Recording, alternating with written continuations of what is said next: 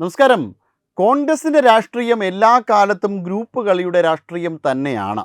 പക്ഷേ ഇപ്പോൾ ഈ മുഖ്യമന്ത്രി പദം ഇത്രയേറെ നീട്ടിക്കൊണ്ടുപോകുന്നതിന് വലിയ നഷ്ടങ്ങളാണ് കേരളത്തെ സംബന്ധിച്ചുണ്ടാകുന്നത്. ഇനി ആരായിരിക്കും കേരളത്തിൻ്റെ മുഖ്യമന്ത്രിയാകുന്നതിന് ഏകദേശം ഒരു ധാരണ ഇപ്പോൾ ആയിട്ടുണ്ട് എന്നാണ് കേൾക്കുന്നത്. അത് മിക്കവാറും രമേശ് ചെന്നിത്തലയാകാനാണ് കൂടുതൽ സാധ്യത.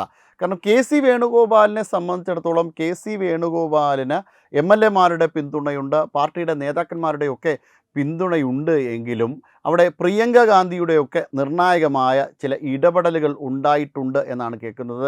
രമേശ് ചെന്നിത്തലയെ സംബന്ധിച്ചിടത്തോളം രമേശ് ചെന്നിത്തല വളരെ സീനിയർ ആയിട്ടുള്ള നേതാവാണ്. വി ഡി സതീശനെ സംബന്ധിച്ചിടത്തോളം അവിടെ പാർട്ടിയുടെ പിന്തുണ ഇല്ലെങ്കിലും പുറത്ത് ഘടകകക്ഷികളുടെ ഇടയിലും ജനങ്ങളുടെ ഇടയിലുമൊക്കെ ചില പിന്തുണയുണ്ട്. അതായത് കെ സി വേണുഗോപാലിനേക്കാൾ പിന്തുണ ആ മേഖലയിൽ വി ഡി സതീശനാണ്. അണികളുടെ പിന്തുണ കൂടുതൽ വി ഡി സതീശനാണ് എന്നുള്ള തരത്തിലാണ്. അപ്പോൾ ഈ രണ്ട് നയങ്ങൾ തമ്മിലുള്ള, രണ്ട് തീരുമാനങ്ങൾ തമ്മിലുള്ള, അല്ലെങ്കിൽ രണ്ട് പിന്തുണകൾ തമ്മിലുള്ള തർക്കമാണ് ഇവിടെ നടക്കുന്നത്. അത്തരത്തിലൊരു കോംപ്രമൈസിൽ രമേശ് ചെന്നിത്തല അടുത്ത മുഖ്യമന്ത്രിയാകും എന്ന തരത്തിലുള്ള വാർത്തകൾ, ചില വിവരങ്ങൾ ലഭ്യമാകുന്നുണ്ട്. നമുക്ക് പൂർണ്ണമായും 100% ഉറപ്പിക്കുവാൻ വേണ്ടിയിട്ട് സാധിക്കില്ല. എങ്കിലും അത്തരത്തിലുള്ള ചില വിവരങ്ങൾ കൂടി ലഭ്യമാകുന്നുണ്ട്. വി ഡി സതീശന് ആഭ്യന്തരമോ ഉപമുഖ്യമന്ത്രി സ്ഥാനമോ മിക്കവാറും അത് ആഭ്യന്തരമാകും എന്നുള്ള തരത്തിലാണ്.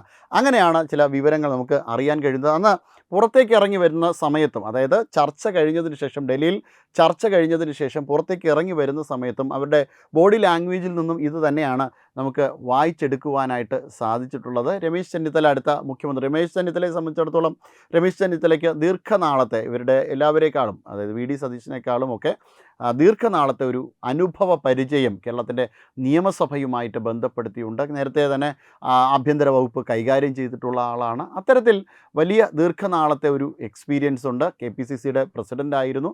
അങ്ങനെ ഉള്ള രമേശ് ചെന്നിത്തലയെ കൂടുതൽ പ്രാധാന്യത്തോടു കൂടിയാണ് നോക്കിക്കാണുന്നത്. രമേശ് ചെന്നിത്തല മുഖ്യമന്ത്രിയാകും എന്നാണ് ഇപ്പോൾ. പക്ഷേ കേരളത്തിൽ നിന്നുള്ള എല്ലാ ആൾക്കാരും ഇപ്പോൾ ഡൽഹിയിലാണ് എന്നുള്ളതാണ്. മുൻ KPCC അധ്യക്ഷന്മാർ, വർക്കിംഗ് പ്രസിഡൻറ്റുമാർ.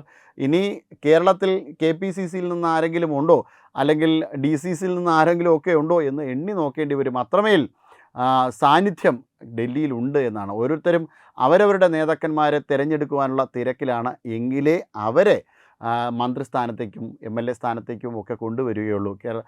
കോൺഗ്രസിനെ സംബന്ധിച്ചിടത്തോളം സോപ്പിടൽ രാഷ്ട്രീയവും കൂടി ഉണ്ടെങ്കിലേ കോൺഗ്രസ്സിൽ വിജയിച്ച് കയറുവാൻ കഴിയുള്ളൂ.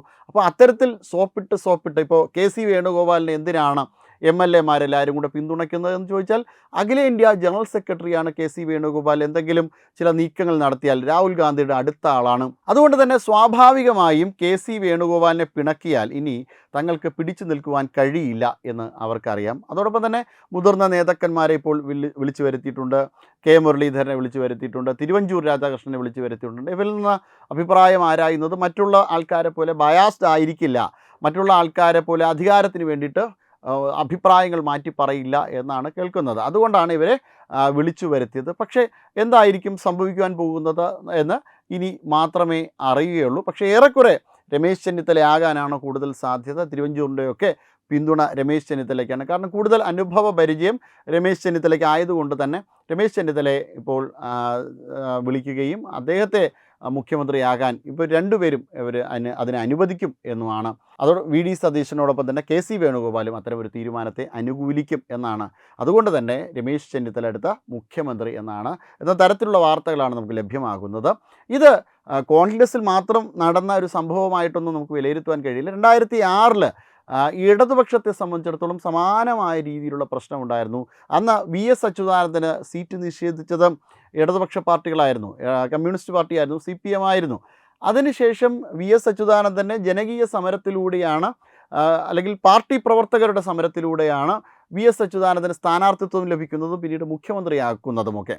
പക്ഷേ അപ്പോഴും ആഭ്യന്തര വകുപ്പ് VS അച്യുതാനന്ദന് നൽകിയില്ല എന്നുള്ളതാണ്. ആഭ്യന്തര വകുപ്പ് കോടിയേരി ബാലകൃഷ്ണനാണ് കൈകാര്യം ചെയ്തത്. അത്തരത്തിൽ വിഭാഗീയതയുടെ നീക്കങ്ങൾ കോൺഗ്രസിൽ മാത്രമല്ല ഇടതുപക്ഷത്തിലും വളരെ ശക്തമായ നിലയിൽ തന്നെ ഉണ്ടായിരുന്നു. അതിനുശേഷം VS അച്യുതാനന്ദനെ മുഖ്യമന്ത്രി സ്ഥാനത്തേക്ക് ഉയർത്തിക്കാട്ടിയാണ് 2016 തെരഞ്ഞെടുപ്പിനെ ഇടതുപക്ഷം സമീപിച്ചത്. പക്ഷേ VSനെ മുഖ്യമന്ത്രിയാക്കിയില്ല. പകരം പിണറായി വിജയനെയാണ് മുഖ്യമന്ത്രിയാക്കിയത്. അതിൻ്റെ ഒരു ശിക്ഷ കേരളം അനുഭവിക്കുകയൊക്കെ ചെയ്തു. നീണ്ട 10 വർഷക്കാലം കേരളത്തിൽ എന്താണ് ഉണ്ടായെന്ന് ചോദിച്ചു കഴിഞ്ഞാൽ വലിയ സാമ്പത്തികമായ പുരോഗതി ഉണ്ടായില്ല എന്ന് മാത്രമല്ല ഒരുപാട് ദോഷങ്ങൾ ഉണ്ടാവുകയും ചെയ്തു. കേരളത്തിലെ പൊതുകടം വലിയ രീതിയിലാണ് വർദ്ധിച്ചത്. അതായത് ഒരു പ്രൊഡക്ടിവിറ്റിയും ഇല്ലാത്ത രീതിയിൽ കേരളത്തിൻ്റെ പൊതുകടം വർദ്ധിക്കുകയും ആ പൊതുകടത്തിൽ നിന്ന് പൈസ എടുത്ത് ശമ്പളം വാങ്ങിക്കൊടുക്കുന്ന ശമ്പളം കൊടുക്കുന്ന ഗതികേടിലേക്ക് കേരളം മാറുകയും ചെയ്ത ഒരു സാഹചര്യം പോലും പിണറായി വിജയൻ്റെ സർക്കാരിൻ്റെ കീഴിലുണ്ടായി. പക്ഷേ പറഞ്ഞു പാടി പുകഴ്ത്തുന്നതൊക്കെ കേട്ടാൽ നമുക്ക് തോന്നും പിണറായി വിജയൻ്റെ നേതൃത്വത്തിൽ കേരളം ഒരു സ്വർഗമായി മാറിയെന്ന്. പക്ഷേ അക്ഷരാർത്ഥത്തിൽ അതല്ല സംഭവിച്ചത്. പിണറായി വിജയനും കൂട്ടരും കേരളത്തെ അടിമുടി നശിപ്പിക്കുകയായിരുന്നു. സ്വർണ്ണക്കൊള്ള തന്നെ 2 തരത്തിലുള്ള സ്വർണ്ണക്കൊള്ള. ഒന്ന് ഡിപ്ലോമാറ്റിക് ബാഗേജിൽ സ്വർണം കടത്തിയത്, മറ്റൊന്ന് ശബരിമലയിൽ നിന്നുള്ള സ്വർണം കടത്തിയത്, അയ്യൻ്റെ സ്വർണം കടത്തിയത്. അപ്പോൾ അയ്യനെ തൊട്ട സമയങ്ങളിലൊക്കെയും പിണറായിക്ക് കഷ്ടകാലം തന്നെയായിരുന്നു. ആദ്യം യുവതീ പ്രവേശനത്തിൻ്റെ സമയത്ത് വലിയ കഷ്ടകാലം നേരിട്ടു. അവിടെ അന്ന് സന്നിധാനത്തേക്ക് യുവതികൾ പ്രവേശിച്ചു കഴിഞ്ഞപ്പോൾ പിണറായി വിജയൻ്റെ മുഖത്തൊരു ചിരി ഉണ്ടായിരുന്നു. ആ ചിരി ഒരു വിഷച്ചിരി പോലത്തെ ഒരു ചിരിയായിരുന്നു അത് എന്ന് പറയുന്നത്. അന്ന് ജനകീയ പിന്തുണ നഷ്ടപ്പെടുകയും തൊട്ടടുത്തുള്ള ലോക്സഭാ തെരഞ്ഞെടുപ്പിൽ വലിയ വിജയമാണത് കോൺഗ്രസ്സിന് നേടിയെടുക്കുവാൻ കഴിഞ്ഞത്.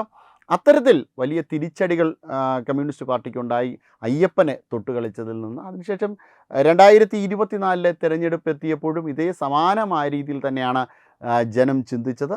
ഇത്തവണ 2024 സുരേഷ് ഗോപിയെ വിജയിച്ച് പാർലമെൻറ്റിലേക്ക് കൂടി ചെയ്തപ്പോൾ ഇടതുപക്ഷത്തിൻ്റെ പതനം പൂർത്തിയായി. ഇടതുപക്ഷത്തിന് ഇനി മുന്നോട്ട് ചലിക്കാൻ പറ്റുന്ന ഒരു സാഹചര്യമേ ആയിരുന്നില്ല കേരളം എന്നവർ മനസ്സിലാക്കി. 2024 തന്നെ അവർക്ക് ഏറെക്കുറെ ഈ പരാജയം മണത്തിട്ടുണ്ടായിരുന്നു. എന്തായാലും 2026 അത് പൂർത്തീകരിച്ചതിന് ശേഷം ഇതാ വീണ്ടും മുന്നോട്ട് പോകുന്നു. പല ഗീർവാണങ്ങളും അടിക്കുന്നുണ്ട്, പലരെയും ഞങ്ങൾ ഒതുക്കുമെന്നൊക്കെ പറയുന്നുണ്ട്.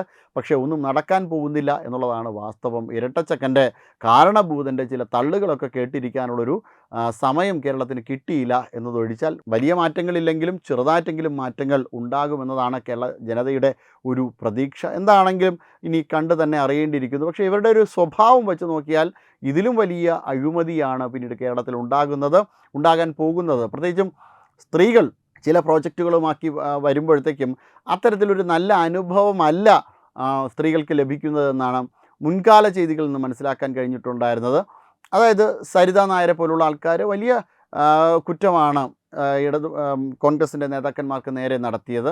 അതിൽ കെ സി വേണുഗോപാലിനെതിരെ അതിശക്തമായ ആരോപണമാണ് ഉന്നയിച്ചത്. അത്തരത്തിൽ കെ സിയെ ഒരു കാരണവശാലും അധികാര രാഷ്ട്രീയത്തിലേക്ക് മുഖ്യമന്ത്രി കസേരയിലേക്ക് കൊണ്ടുവരാൻ പാടില്ല എന്നതാണ് പോപ്പുലറായിട്ട് ഒരു ജനകീയ അഭിപ്രായം എന്ന നിലയിൽ നമുക്ക് മനസ്സിലാക്കാൻ കഴിഞ്ഞിട്ടുണ്ട്. എന്തായാലും ആരാണ് ഇനി മുഖ്യമന്ത്രിയാകുന്നത്? നേരത്തെ 1 മിനിറ്റിൽ അധികാരം കിട്ടിയാൽ 1 മിനിറ്റിൽ തന്നെ തങ്ങൾ മുഖ്യമന്ത്രിയെ ഫിക്സ് ചെയ്യും എന്ന് പറഞ്ഞ കെ സി വേണുഗോപാലാണ് ഇപ്പോൾ ഇരുട്ടിൽ തപ്പിക്കൊണ്ടിരിക്കുന്നത്. എന്തായാലും ഇരുട്ടിൽ തപ്പിയിട്ടൊന്നും പ്രത്യേകിച്ച് കാര്യമില്ല.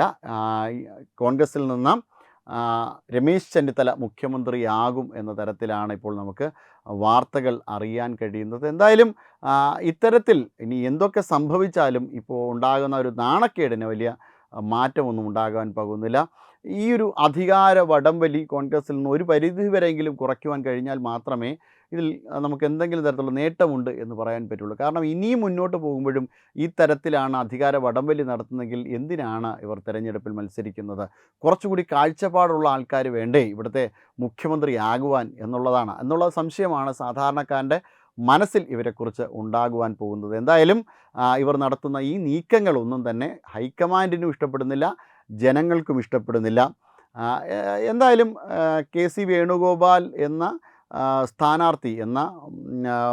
വ്യക്തി ഇപ്പോൾ സ്ഥാനാർത്ഥി പട്ടികയിൽ പോയില്ല, സ്ഥാനാർത്ഥിയായിട്ടുമില്ല. എന്നിട്ടും എന്തേ ഈ തെരഞ്ഞെടുപ്പിൽ മുഖ്യമന്ത്രിയാകാൻ എങ്ങനെയാണ്, അല്ലെങ്കിൽ മുഖ്യമന്ത്രി സ്ഥാനാർത്ഥിയാകാൻ എങ്ങനെയാണ് കെ സി വേണുഗോപാലിന് കഴിഞ്ഞെന്ന് പറഞ്ഞാൽ വളരെ സ്ട്രോങ് ആയിട്ടുള്ള ഒരു PR വർക്ക് ഇതിനകത്ത് നടന്നിട്ടുണ്ടായിരുന്നു. ഒപ്പം കെ സി വേണുഗോപാൽ കേരളത്തിൻ്റെ അധികാരത്തിലേക്ക് വരുമ്പോൾ അതൊരു തുറന്ന കുറ്റസമ്മതം കൂടിയാണ്. തങ്ങൾക്ക് ഇനി ഒരിക്കലും കേന്ദ്രത്തിൽ അധികാരത്തിൽ വരാൻ പറ്റില്ല, അവിടെ BJP ഉണ്ട്, അതുകൊണ്ട് ഞങ്ങൾ കേരളത്തിലേക്ക് പോകുന്നു എന്നത് ഒരു സിഗ്നലാണ്, ഒരു സിമ്പലാണ്. കാരണം ദേശീയ രാഷ്ട്രീയത്തെ സംബന്ധിച്ചിടത്തോളം അവരുടെ ജനറൽ സെക്രട്ടറി തിരിച്ച് കേരളത്തിലൊരു മുഖ്യമന്ത്രിയാകുവാൻ വരുന്നു എന്ന് പറഞ്ഞു കഴിഞ്ഞാൽ തീർച്ചയായിട്ടും അതിൻ്റെ പിന്നിൽ അത് ജനങ്ങൾക്കൊട്ടും ദഹിക്കുവാൻ പറ്റുന്ന ഒരു കാര്യം തന്നെയല്ല. എന്തായാലും വീണ്ടും പ്രക്ഷോഭങ്ങൾ ഉണ്ടാകും എന്നുള്ള കാര്യം ഉറപ്പാണ്. പക്ഷേ പ്രക്ഷോഭങ്ങൾ എന്തൊക്കെ തന്നെ ഉണ്ടായാലും ഇനി ഉറപ്പിക്കാം, രമേശ് ചെന്നിത്തല തന്നെയാണ് കേരളത്തിൻ്റെ അടുത്ത മുഖ്യമന്ത്രി.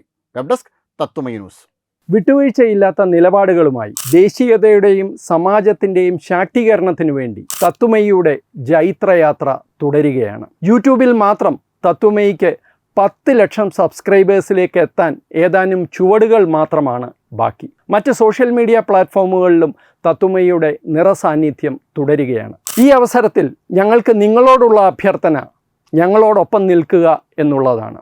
നിങ്ങൾ ഉപയോഗിക്കുന്ന ഏത് സോഷ്യൽ മീഡിയ പ്ലാറ്റ്ഫോം ആണെങ്കിലും ഞങ്ങളുടെ വരിക്കാരാകുക, ഞങ്ങളെ സബ്സ്ക്രൈബ് ചെയ്യുക, നിങ്ങളുടെ സുഹൃത്തുക്കളിലേക്ക് തത്വമയിയുടെ ഈ സന്ദേശം പ്രചരിപ്പിക്കുക. ഞങ്ങളോടൊപ്പം നിൽക്കൂ, രാഷ്ട്രത്തോടൊപ്പം നിൽക്കൂ, ദേശീയതയ്ക്കൊപ്പം സഞ്ചരിക്കൂ.